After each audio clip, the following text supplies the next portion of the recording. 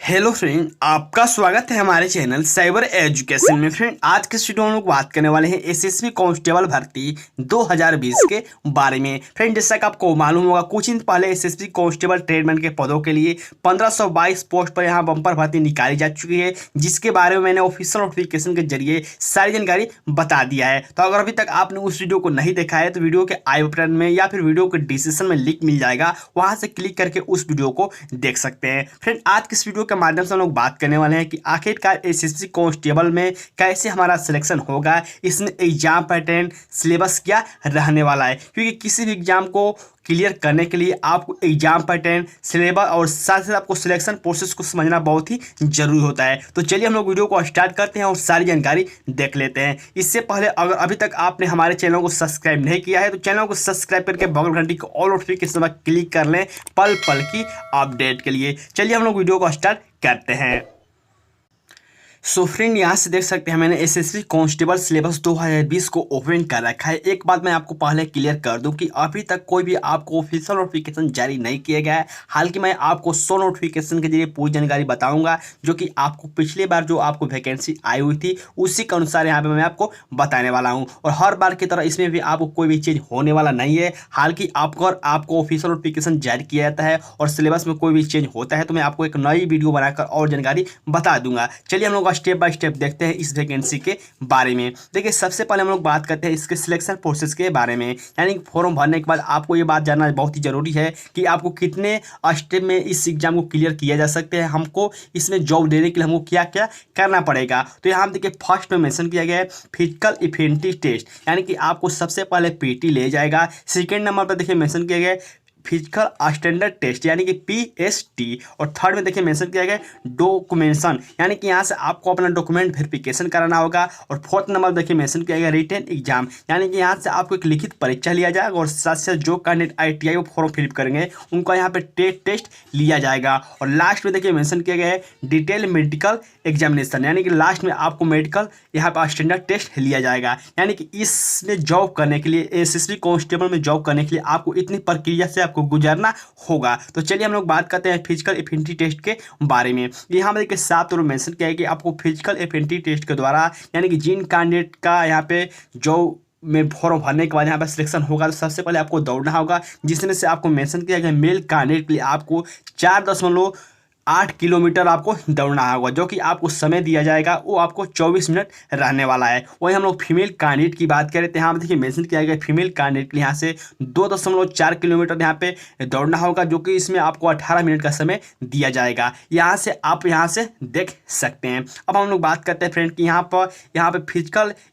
Standard test क्या रहने वाला है, यानी कि यहाँ से आपको कितना हाइट मांगा जाएगा, कितना चेस्ट मांगा जाएगा, इसके बारे में हम लोग देखते हैं। यहाँ देखिए 7 में कांस्टेबल ड्राइवर। देखिए, इस वैकेंसी में आपको बहुत सारे पोस्ट देखने को मिल जाएंगे, जिसमें से आपको कांस्टेबल ड्राइवर के साथ साथ आपको ट्रेडमैन के साथ साथ इसमें आपको बहुत सारे आईटीआई का ऐसे पोस्ट है जो कि आईटीआई कैंडिडेट अप्लाई कर सकते हैं। तो उनके लिए यहाँ पे अलग अलग यहाँ पे जो कैटेगरी बांटी गई है। यहाँ देखिए सबसे पहले मेंशन किया गया है डिस्क्रिप्शन में for all candidate not belonging to 1 2 3 and 4, यानी कि यहाँ पर सबसे पहले मेंशन किया गया सभी कैंडिडेट का जहाँ आपको हाइट मांगा जाएगा 170 सेंटीमीटर मांगा जाएगा, और जो आपका चेस्ट रहना चाहिए 80 से 85 सेंटीमीटर, यानी कि नॉर्मल आपको चेस्ट 80 सेंटीमीटर होना चाहिए और आपको फुलाकर 85 सेंटीमीटर होना चाहिए। लेकिन यहाँ पर देखिए मेंशन किया गया जो कैंडिडेट गोरखा कैटेगरी से बिलोंग करते हैं या फिर जो भी हिमाचल या फिर असम स्टेट से बिलोंग करते हैं, उनका यहाँ से आपको हाइट 165 सेंटीमीटर मांगा जाएगा। ऐसे करके देखिए आपको कुछ ऐसे स्टेट के नाम बताए गए हैं जिनमें आपको मेंशन किया गया आपको इतने हाइट मांगा जाएगा। तो अगर आप अदर स्टेट से बिलोंग करते हैं, यानी कि यहाँ पर जो आपको स्टेट बताए गए हैं इन स्टेट से आप बिलोंग करते हैं, तो यहाँ से आप अपने कैटेगरी वाइज देख सकते हैं कि आपको कितना हाइट बोला गया है। अब हम लोग बात करते हैं फ्रेंड कि आखिरकार जो candidate constable, cook, washerman, barber, सफाई वाला या फिर कह सकते हैं वाटर कैरियर के अप्लाई करेंगे, उनका हाइट कितना मांगा जाएगा। तो देखिए इनका हाइट बहुत ही कम मांगा गया है, जैसे कि यहाँ से देख सकते हैं मेंशन किया गया है for all candidate not billowing, यानी कि जैसे कि मैंने पहले ही बताया कि जो कैंडिडेट यहाँ पे ये 1 2 करने का मतलब है कि जो कैंडिडेट यहाँ इससे बिलोंग नहीं करते हैं उनका यहाँ पर सिंपल इतना हाइट मांगा जाएगा। जो आपको जनरल कैंडिडेट है, यानी कि जो सामान्य बच्चे हैं। तो यहाँ पे देखिए मेंशन किया गया इन सभी कैंडिडेट का जो हाइट होगा 167 सेंटीमीटर होगा मेल के लिए, और फीमेल के लिए आपको 157 सेंटीमीटर। चेस्ट की बात करते हैं, यहाँ से सिर्फ मेल के लिए चेस्ट मांगा जाता है, जो कि आपको 78 से लेकर 83 सेंटीमीटर के बीच यहाँ से आपको चेस्ट होना चाहिए। अब हम लोग बात करते हैं फ्रेंड की रिटेन एग्जाम के बारे में, यानी कि यहाँ से रिटेन एग्जाम में आपको क्या क्या पूछा जाएगा, यहाँ पे इसका एग्जाम पैटर्न क्या रहने वाला है। तो यहाँ देखिए साफ तौर पर मेंशन किया है कि आपको एग्जाम पैटर्न क्या रहेगा।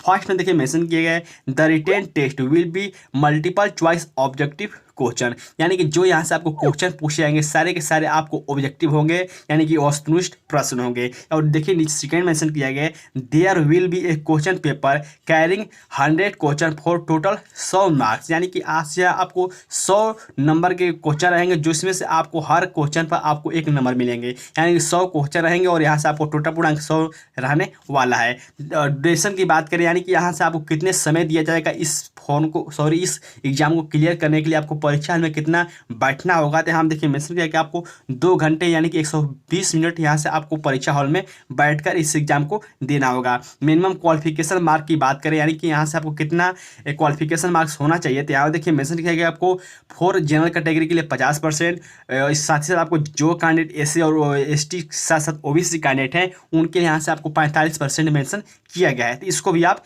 देख सकते हैं।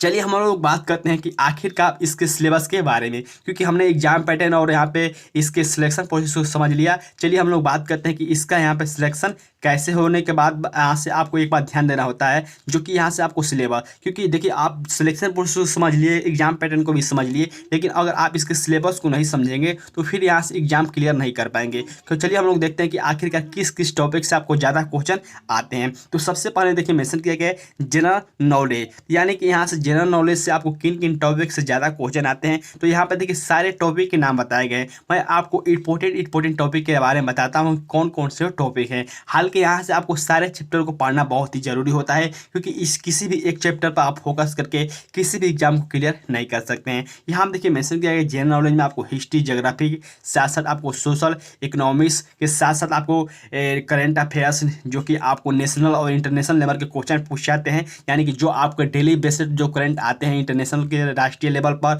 और जो अंतर्राष्ट्रीय लेवल पर, उनसे भी आपको क्वेश्चन पूछे जाते हैं। तो मैं आपको बताता हूँ कौन कौन से इंपॉर्टेंट टॉपिक है। देखिए सबसे बड़ा इंपॉर्टेंट टॉपिक तो मुझे यही लग रहा है कि करंट अफेयर्स। देखिए किसी भी एग्जाम को यहाँ पे अभी जो 2020 में एग्जाम लिया जा रहा है या फिर इससे साल पहले भी एग्जाम लिया जा रहा है, इसमें करंट अफेयर्स की मात्रा बहुत ही ज़्यादा रह रही है। तो सबसे पहले आपको करंट अफेयर्स पर फोकस करने की ज़रूरत है, जो कि आपको राष्ट्रीय और अंतर्राष्ट्रीय लेवल के, जैसे कि स्पोर्ट्स से या फिर टेक्नोलॉजी से संबंधित या फिर किसी योजना से संबंधित आपको क्वेश्चन पूछे जाते हैं। तो इन पर आप बिल्कुल ध्यान देंगे। साथ ही साथ हम देखिए नीचे मेंशन किया है कि आपको इंडियन कल्चर, इंडियन पॉलिटिक्स, साथ साथ इंडियन इकोनॉमिक्स और ज्योग्राफी ऑफ इंडिया, यानी ये भी चैप्टर बहुत ही इंपॉर्टेंट है, क्योंकि यहाँ पे देखिए इंडिया हिस्ट्री के साथ, यानी कि इंडियन हिस्ट्री के साथ जो आपको भारतीय इतिहास है, इससे भी आपको 3 से 4 क्वेश्चन पूछे जा सकते हैं। साथ ही साथ आपको इंडियन पॉलिटिक्स, यानी कि जो आपको भारतीय राजनीति शास्त्र है, इससे भी आपको क्वेश्चन पूछे जाते हैं। तो जो मैं आपको टॉपिक बता रहा हूँ मैंने इसको आप जरूर रीड कीजिएगा, जरूर इस पर आप फोकस कीजिएगा। हालांकि यहाँ पे सारे चैप्टर यहाँ पे इंपॉर्टेंट है। और हम नेक्स्ट टॉपिक की बात करें तो यहाँ देखिए मेंशन किया गया है न्यूमेरिकल एबिलिटी, यानी कि न्यूमेरिकल एबिलिटी से भी आपको क्वेश्चन पूछे जाते हैं। और यहाँ पे देखिए फिर इसमें मेंशन किया गया कि आपको किन किन टॉपिक से क्वेश्चन पूछे जाएंगे। तो चलिए मैं आपको बताता हूँ कि इसमें से आपको कौन कौन से इंपॉर्टेंट है। ठीक है, सबसे पहले आपको इसमें ये ध्यान देना होगा कि आपको डेसिमल फ्रैक्शन, साथ साथ आपको एलसीएम एंड एचसीएफ भी आपको 2 से 3 क्वेश्चन देखने को मिलते हैं। साथ ही आपको परसेंटेज और साथ ही आपको प्रॉफिट एंड लॉस को नहीं भूलना होगा, क्योंकि यहाँ पे इस चैप्टर से आपको हर एग्जाम में क्वेश्चन पूछे जाते हैं और मैंने इसके प्रीवियस ईयर क्वेश्चन को देखा है, इसी से भी आपको 3 से 4 क्वेश्चन पूछे जा चुके हैं। हालांकि मैं आपको इसके सिलेबस के बारे के बाद में बताने के बाद मैं आपको एक वीडियो लेकर आऊँगा, जिसमें मैं आपको स्टेप बाय स्टेप बताऊँगा इसके प्रीवियस ईयर क्वेश्चन को भी लेकर। तो बिल्कुल आप उस वीडियो का इंतजार कीजिएगा। अब देखिए नीचे मेंशन किया गया और यहाँ पे टॉपिक, जैसे कि यहाँ देखिए मेंशन किया गया time and work, time and distance, साथ साथ यहाँ से आपको देखिए मेंशन किया टाइम टेबल एंड ग्राफिक्स, यानी कि यहाँ से भी बहुत सारे यहाँ पर क्वेश्चन बनते हैं, जिसमें से आपको 10 से 15 क्वेश्चन भी पूछे जा सकते हैं सारे यहाँ पे मिलाकर। तो इसको भी आप बिल्कुल ध्यान रखेंगे। नेक्स्ट यहाँ में देखिए मेंशन किया गया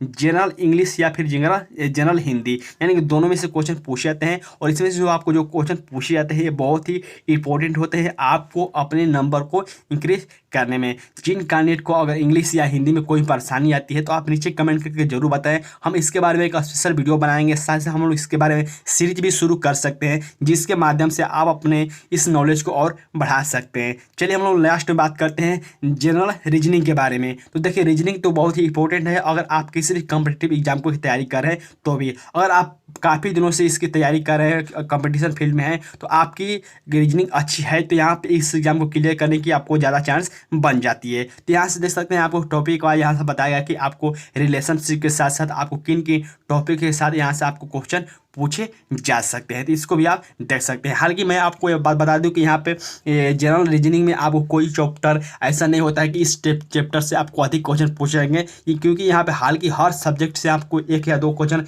टच किए ही जाते हैं। तो ये बात बिल्कुल आप याद रखेंगे। अब देखिए नीचे मेंशन किया गया ट्रेड के बारे में, यानी कि किस ट्रेड में आपको कितना यहाँ से आपको क्वालिफिकेशन मार्क्स होना चाहिए या फिर कैसे आप यहाँ क्लियर कर सकते हैं, जो कि मैंने आपको पहले ही बता दिया है। सो हम लोग आज के इस वीडियो के माध्यम से पूरी जानकारी देख ली है फ्रेंड। फिर भी आपको इस वीडियो से संबंधित कोई भी क्वेश्चन होता है, कोई भी डाउट होते हैं तो वीडियो के नीचे कमेंट करके आप बिल्कुल पूछ सकते हैं। तब तक के लिए बाय, जय हिंद।